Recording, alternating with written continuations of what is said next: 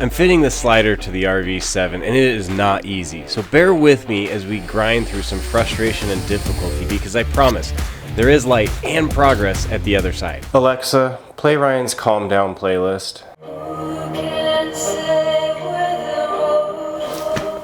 Alright, so it's been a couple days. Let me recap. Once I started peeling tape, I couldn't stop. I wound up peeling just about everything off the frame. However, I was self-disciplined enough to know that I should not touch this thing. I should not wrestle it over to the airplane. Knowing and doing are two completely separate things. I indeed did just that. I turtle shelled this thing over to the airplane and kind of hoisted it up, and I got it set, and it was incredible.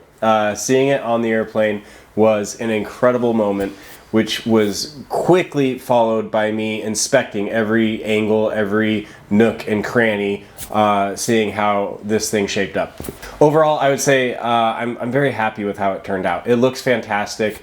You know, things aren't bolted in, but it seems to function okay. That said, there are some areas that need work. Identifying these quickly sort of replaced that exuberance with some anxiety, because I know some of them won't be easy. We're gonna start at the bottom of the list. The side skirts don't fit perfectly. I'm confident that with perhaps some spacers, some metal work, I'll be able to wrangle those into shape pretty quickly.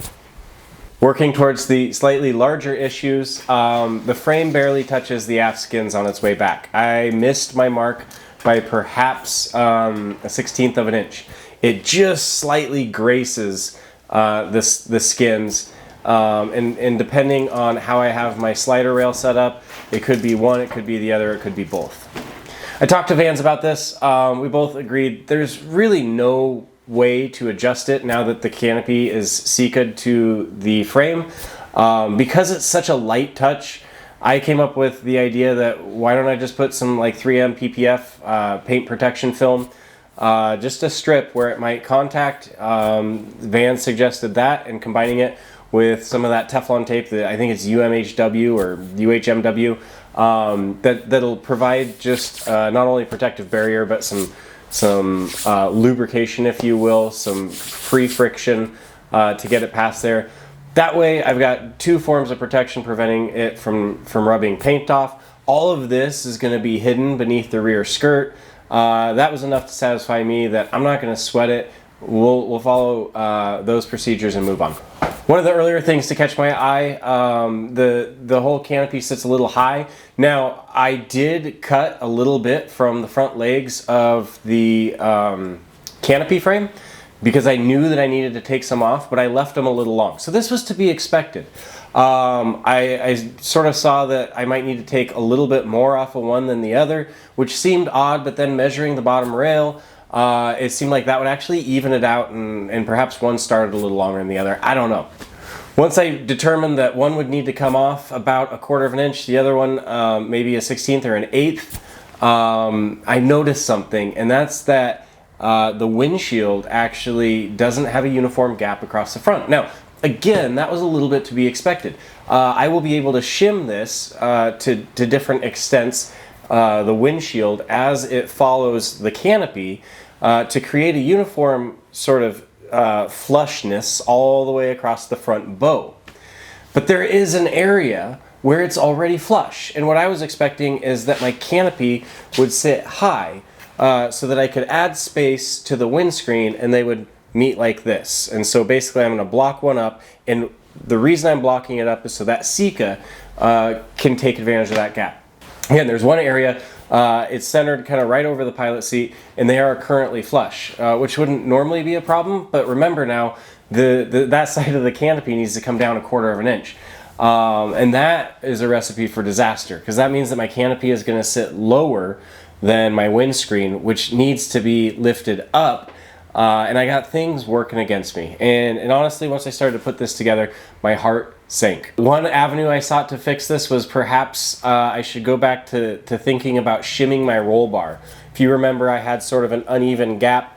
I talked to Vans, they said, hey, you could probably leave it. And I thought, well, maybe if I shimmed it so these two pieces are parallel, that would give the windscreen sort of less gap to cover and perhaps pull it down a little bit. If it did have that effect, it was to a very small degree. I didn't notice much of a difference once I loosened those bolts and rocked it back a little bit.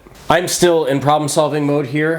In fact, there's a ton of things that I could be working on, but I am now fixated on this, and I want to fix it. I want to get it so that I am confident I can get my windscreen gap free. There are two avenues in which I think I will do this.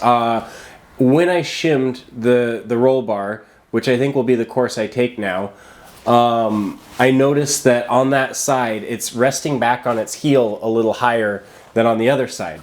I'm simply going to grind this down and re-prime the bottom. I believe I can get as much as an 1/8 inch out of that. The other 1/8 inch that I need, or perhaps even 5/32, I am going to once again try to bend this thing. And I've gotten some supplies and a pretty good idea mapped out in my head. I think it's going to be a mess, but I'm going to try to apply a concerted amount of force to lower what I see as a little hump on the roll bar. When I look at it from a dead-on angle, I can see that I got a pretty nice hoop on one side and I got a high spot on the other, and so again, I'm going to try to remove that high spot. This is knowing that I was woefully unsuccessful last time at trying to bend this thing, but again, I got some new equipment and we'll see if I can do it. If I sound deflated, I am a little bit. I've spent about 3 to 4 hours sort of noodling over this and trying to chart a path forward. I knew that this would be a difficult portion of the build. To date, I honestly haven't stressed that much about it. There's been a little bit of frustration, but I haven't hit a brick wall like this. I think this is the brick wall that I was expecting, and whether I put that out into the universe or it was waiting for me the whole time, I don't know. But we're gonna bust this brick wall's balls. That is a weird saying. And I'm gonna fix this, and then we'll move on to bigger and better things. Alright, so both removing and putting in the roll bar is a step that I've bemoaned in the past. It is difficult. The hardware is insanely hard to access, yet somehow it would wind up being the easiest part of all of this. Once it's out, I gotta fit it into the heck of a contraption that I built on the work table. It's lag bolted, it's bolted, it's screwed in there to keep it from moving, and I got a bottle jack to try and apply concerted force on that roll bar. After that, we go ahead and we grind off that heel where I mentioned there's a bit of a bump to try and get it to sit lower. All of this took a number on my poor tables, and I love those things, so I took some time to go ahead and try to get them back to new, also exercising my skills at woodworking, which, as you'll see, are lacking.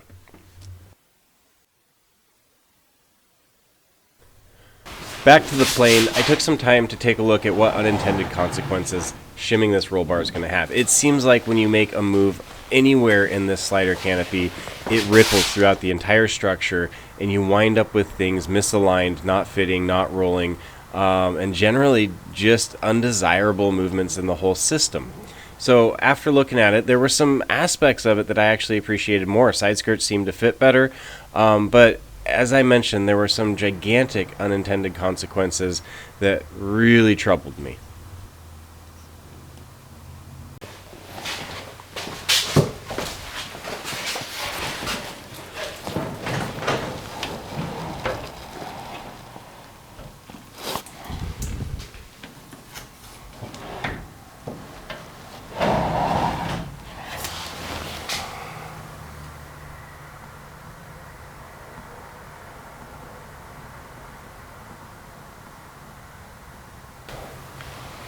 So a brief tour and recap of where we're at. Again, very slow moving couple days in the shop. A lot of time just spent standing and analyzing and seeing where I'm at, how the hell I got here, and what I can do to alleviate some of the issues I'm seeing with the slider.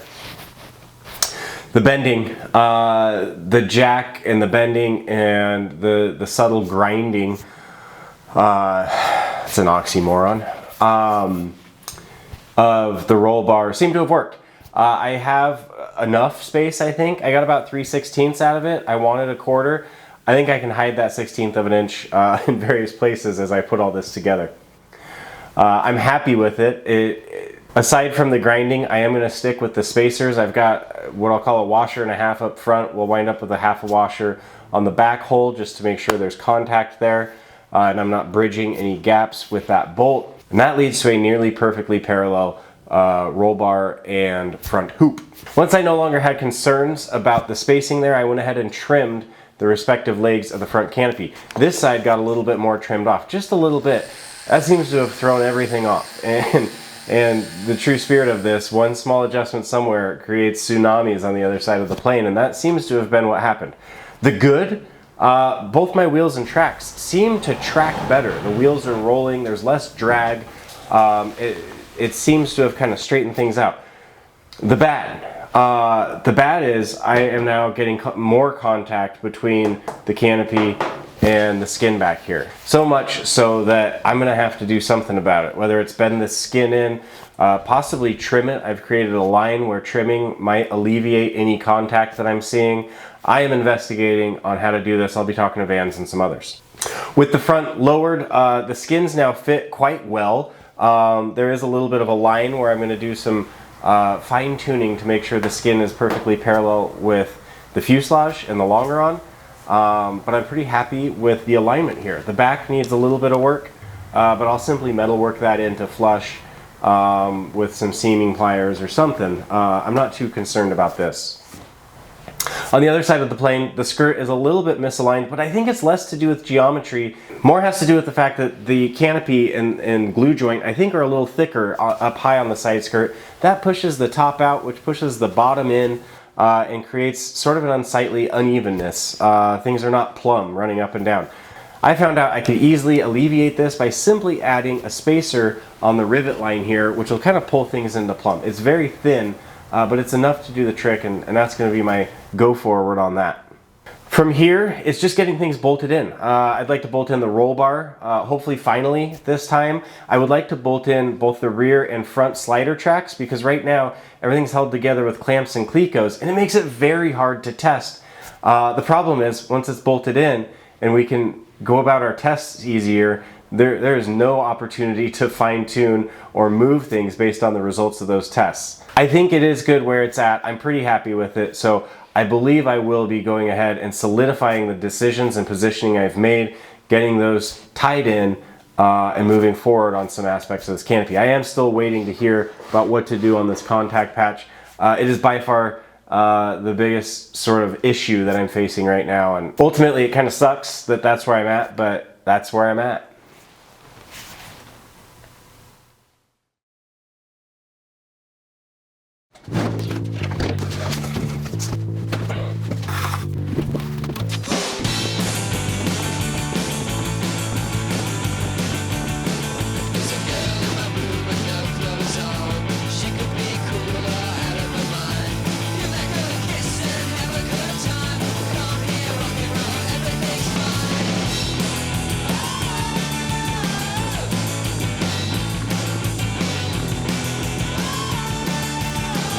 My hand deburring tool is getting a little dull, so I busted out, this is called a single flute hex drive deburring tool.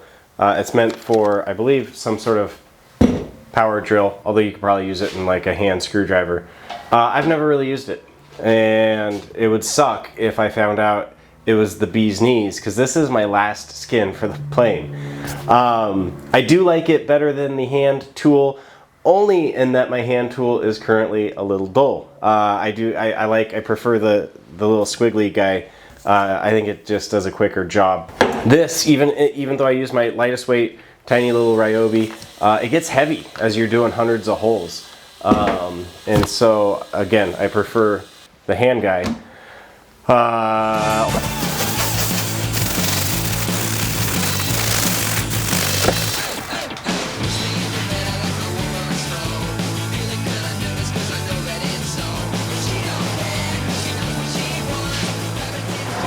All right, I'm gonna give that 30 minutes to flash, whatever they call it, and it'll get a second coat. In the meantime, I'm gonna look into bolting this slider rail down. Enough pussyfooting around. I'm just gonna get it done and start moving forward once again.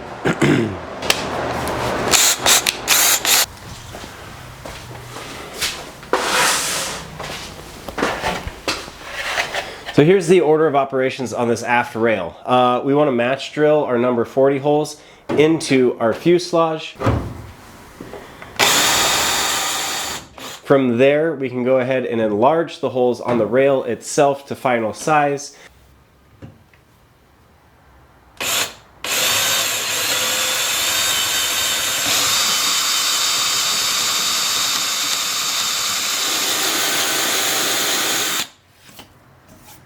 That'll come back over here where we will again match drill the number 40 holes to final size.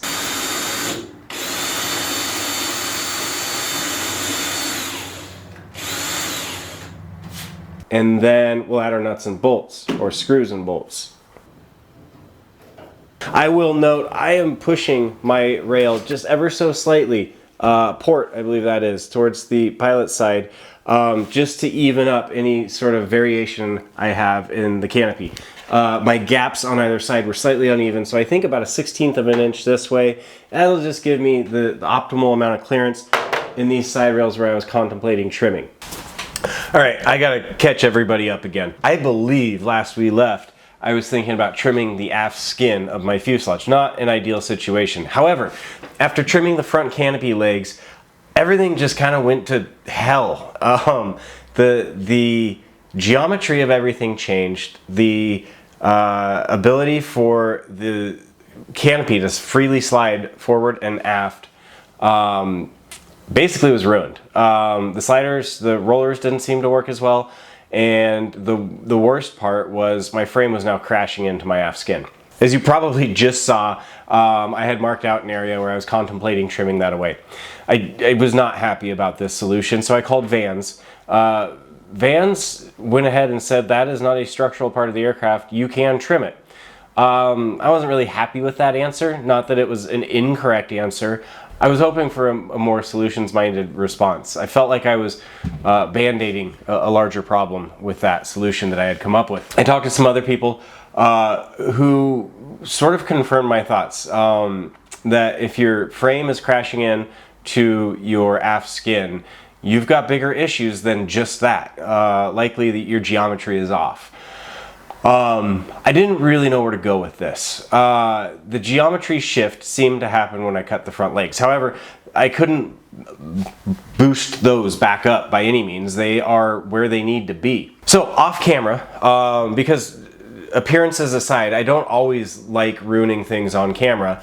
I rigged the glued, cured canopy up in a bit of a clamping jig, and I attempted to bend the frame. Now, this is completely unadvisable, and I assumed it was probably like a 50-50 chance that I ruined this thing. Either I ruin it or I don't. 50-50 is kind of how it played out in my head. I was able to get the frame bent back to where I wanted it. That is, the frame now freely slides with as much margin as it had prior, after some tweaking. And thankfully, I didn't ruin anything, though I was probably close to cracking or breaking something. So for those out there, it is possible. You can make adjustments to your frame after you've seeked your canopy on. I would advise you to avoid that at all costs and do whatever you can to not do that, including probably very, very carefully trimming your front legs to length, measuring it up against the roll bar prior to gluing your canopy on. All right, that basically brings us up to date. Now, I have reattached my roll bar, adding in those shims. I did this off camera because you've seen me do it once, and it was either equally or even more frustrating the second time around. And I had to do some things in order to get through that I'm not proud of.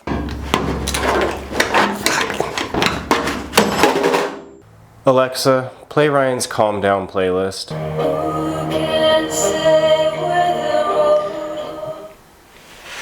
Not super happy about having it a little off, but I am extremely happy about not having to trim those skins. So I'm taking it as a win.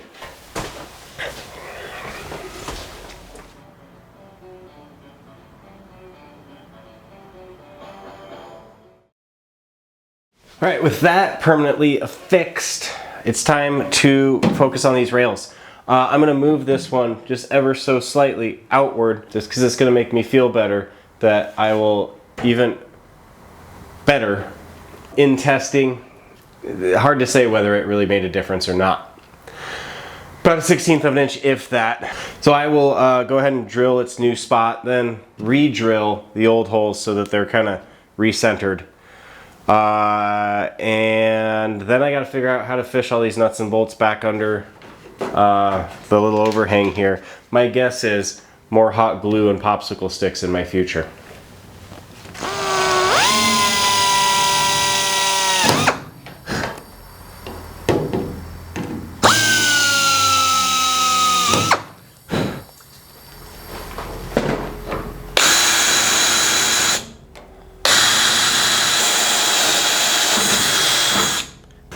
Alright, everything's match drilled. I got my hardware ready, and I fabricated some spacers for the aftmost holes, or else the nut, which is going to sandwich a number of pieces here, would wind up crushing a few of those. And so that spacer will take up that empty void in there.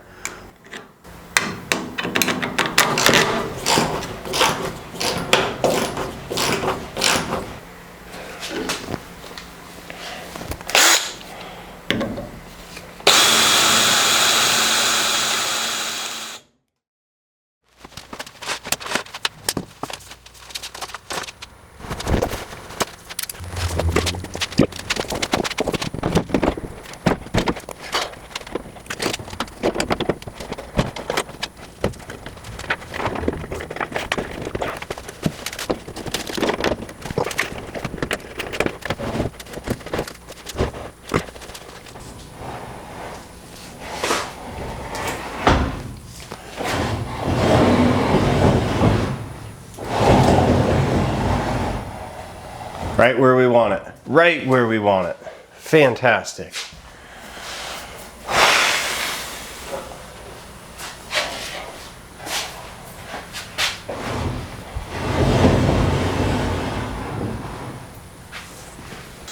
After that recovery, I'm hesitant to drone on too much.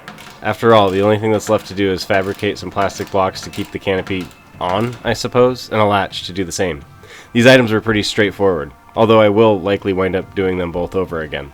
I know that's incredibly counterintuitive, but the blocks seem to want to hold the position of the canopy when it's fully closed in sort of a wheelie type mode.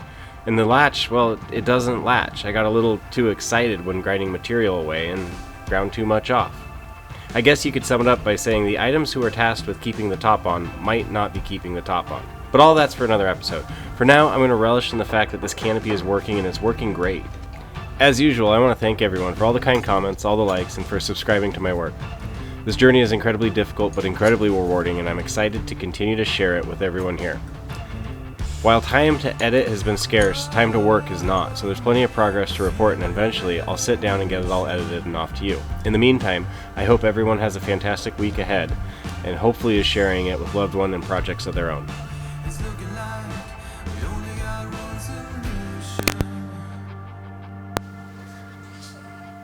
Chomp! Buddy! What's happening? Come here. It's okay, come here. Oh no. Oh no. Oh.